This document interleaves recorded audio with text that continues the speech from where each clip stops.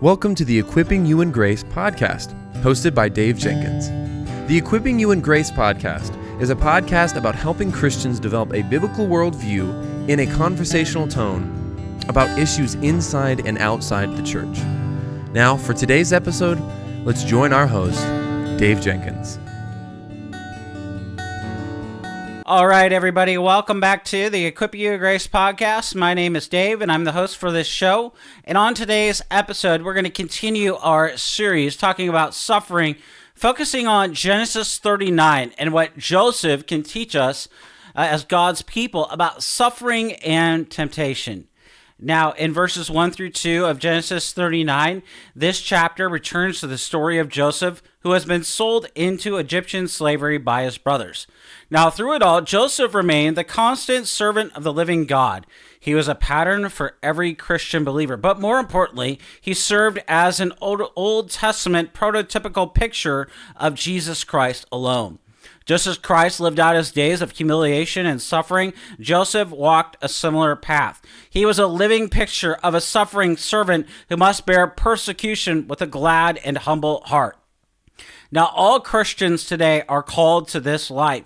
It is our reasonable service, according to Paul in Romans 12:1. Now, of all the sons of Jacob, none was more undeserving of the treatment Joseph received, and yet by God's ordination, the young man suffered grave injustice for year after painful year. Through all this, he remained ever faithful, steadfast, courageous, and agreeable to these very difficult providences in his life. And while there is no reason to believe he was without sin entirely, the Bible sees fit to emphasize Joseph's upright character. You see, Joseph was the most godly of all the patriarchs. Why did God subject the most faithful to the most severe injustices and persecutions at the hand of Gentiles? Well, there is only one possible answer to that question. It was his desire and delight. Several times in Genesis 39, we are taught that God was with Joseph.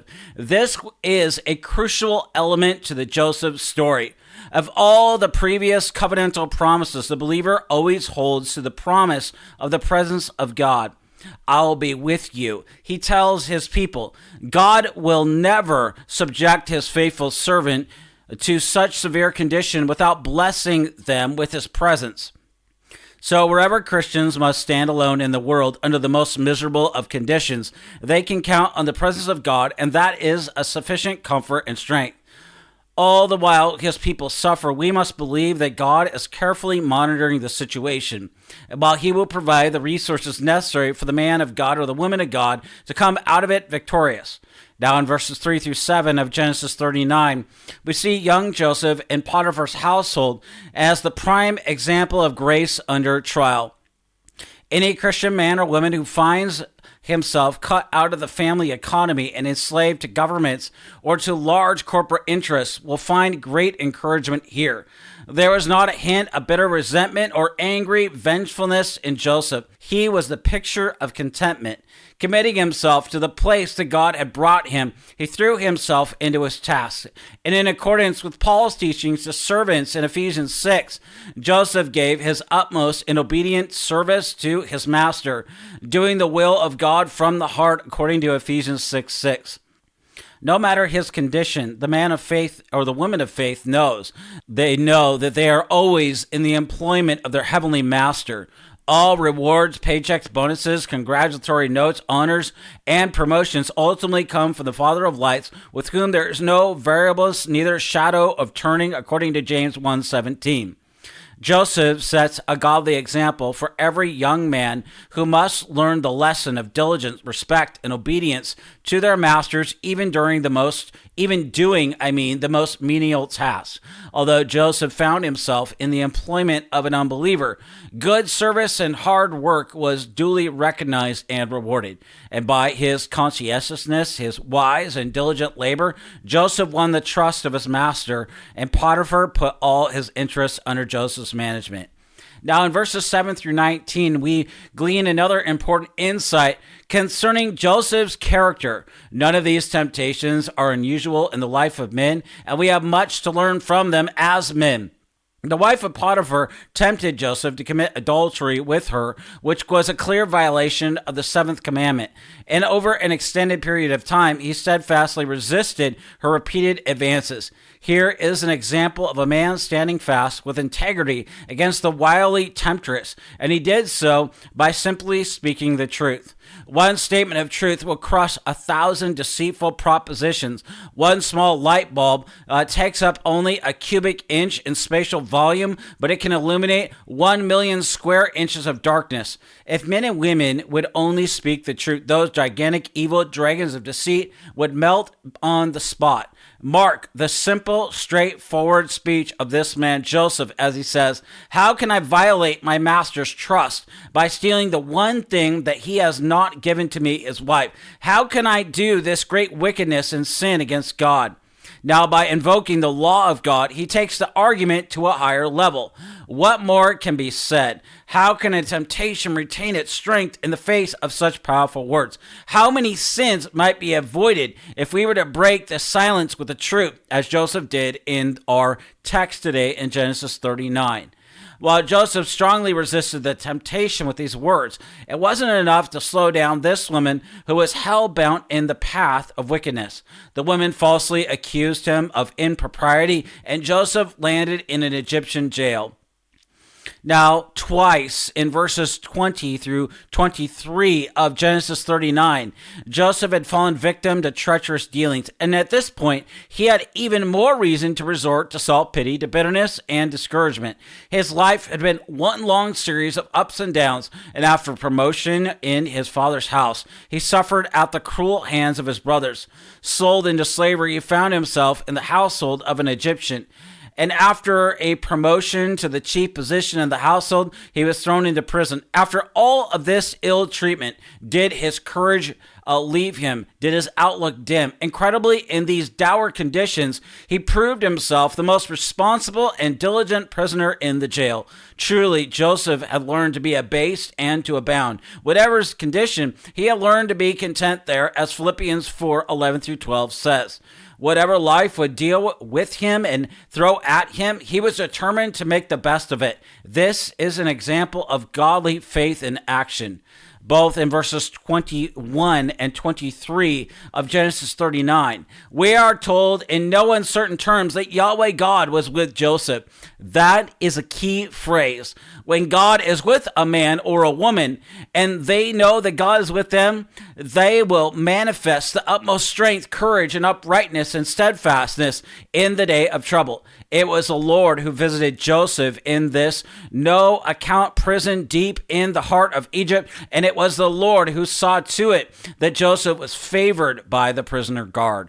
It was the Lord who made him prosper in whatever he set his hand to in that miserable dungeon. Of course, God could have prevented any of this from happening to Joseph, but Joseph's whole life was part of God's story, and in his providence, he would never allow Joseph to live the story alone. Now, you might wonder, how does this passage teach us to walk with God in faith and obedience today? Well, first, Joseph provided an example of constant faith and steadfast obedience through many years of humiliation. Although his story benefited many of the children of God living in the Old Testament era, his life is just as instructive to those of us who live in the New Testament church. May God help us to be faithful in the hard days as we traverse the valleys of trial, especially as we contemplate the promise that he is with us, even to the end of the world. Second, sin begins when we look at something that God has forbidden and we desire it. That was the sin of Potiphar's wife in this story. When a parent forbids a child from taking a cookie, the cookie jar becomes a source of temptation to the child. When a child continues to look longingly at the cookie jar while contemplating disobedience, he has already broken God's law, for God has commanded that children obey their parents. Flirting with temptation is to desire what God has forbidden. If God has said no, then let us not play with fire with the idea of breaking the law of God. We had better move along and get busy doing the things that God would have us to do in the place that God has placed us to do them. Third, This text teaches us a great deal about resisting temptation. The Christian must be prepared to resist temptation over and over again, even when it becomes increasingly more difficult. He must be willing to resist temptation by speaking the truth and by physically removing themselves from the situation. Herein lies the difference between knowledge and wisdom. Knowledge is understanding that it is wrong to lie with somebody else's wife, but wisdom is actually leaving your coat in the hands of Potiphar's wife on your way out the door. Fourth, God gives us some situations in our lives that will either make us or break us. If Joseph had given in to temptation, he would have undoubtedly suffered terrible consequences and his life would have been very different, probably even forfeit. May God give us the strength and the faith to pass the test that he sends our way. Joseph could not see it at this time, but in his service in Potiphar's house was actually good training for his future vocation. The authority held under Potiphar would, in effect, be excellent schooling for the high position of stewardship we know he will be given under Pharaoh in Genesis 41. Joseph's life, Matthew Henry comments, proves what God intends men for he will be sure, some way or other, to qualify them for. You see, our Lord also prepares us spiritually as to fit our calling as his holy people. And this is true in Joseph's life as well, as Genesis 39, 6-10 illustrates. One way our Father equips us for ministry is by allowing temptations into our lives so that in suffering and under and resisting them, he can establish us all the more firmly in our faith, as 1 Peter 5, 6-11 says. Joseph endured such a trial by fire when he was serving Potiphar. Genesis 39, 6 tells us that Joseph was handsome in form and appearance. In other words, a good-looking fellow. Apparently, Potiphar's wife could not contain herself around him and had a strong desire to sleep with him. As David and Solomon warn us, those whom the Lord appoints as leaders are often led astray by their lust, as 2 Samuel 11 shows and 1 Kings 11 tells us. But Joseph did not fall into this trap. He loved his master and did not want to hurt him, according to Genesis 39, 8-9, proving that his beauty was not skin deep, it was characterized in his very soul. Ambrose of Milan says, true beauty will do harm to none, but it will rather win praise for itself. Most importantly, Joseph does not want to offend God. He grounds his resistance to Potiphar's wife not only in love for Potiphar, but also in truth and his knowledge that this sin would not escape the Creator's notice. This foundation enables him to resist the seductress's repeated advances. John Chrysostom writes, even if we succeed in escaping the notice of everyone, we will not be able to escape the notice of the unsleeping eye. That is the only one you need to fear, to be concerned and tremble about, so as not to commit anything unlawful under his scrutiny. You see, Genesis 39, 6-11 is a good model for dealing with temptation.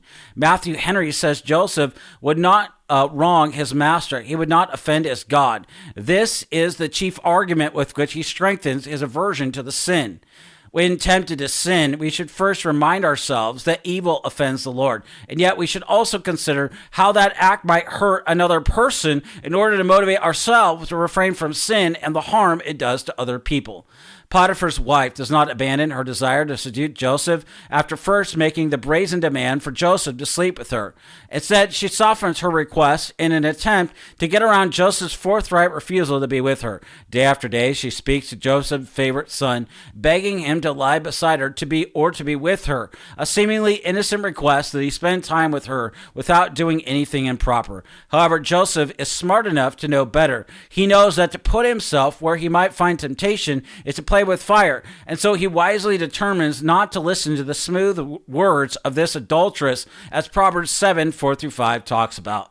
Nevertheless, as Genesis 39, 11-18 indicates, this woman will get her way or else. No one is around one day when Joseph goes to work in the house, and Potiphar's wife seizes him by his garment in her lust to have him in Genesis 39, 11-12.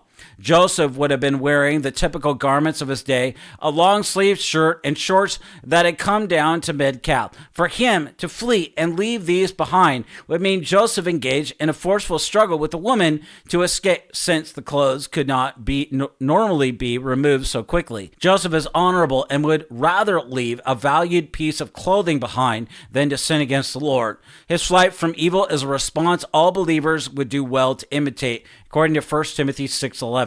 See, God promises to bless those who obey him and resist transgression. And yet this episode in Joseph's life, it reveals that the reward is not always immediate. In fact, faithfulness often brings persecution. Joseph's rapid exit would raise many questions, and so Potiphar's wife actually acts quickly to avoid any blame. She appeals to the basest instincts of the other servants and emphasizes Joseph's foreign heritage to cast him as an outsider and as a threat to the household. Moreover, she lies outright, accusing Joseph of her actions by saying he left his garment, terminology that implies he willingly disrobed instead of struggling to escape her. Potiphar's wife shows how sinners attempt to corrupt the way others see us when they cannot entice us to follow their schemes.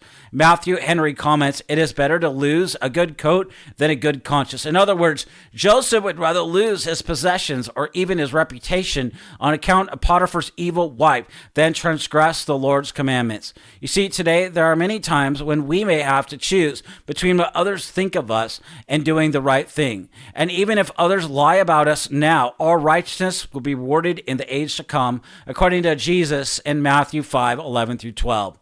Well, I want to thank you for listening or watching today's episode of the Equip You with Grace podcast. Until next time, may God bless you and keep you.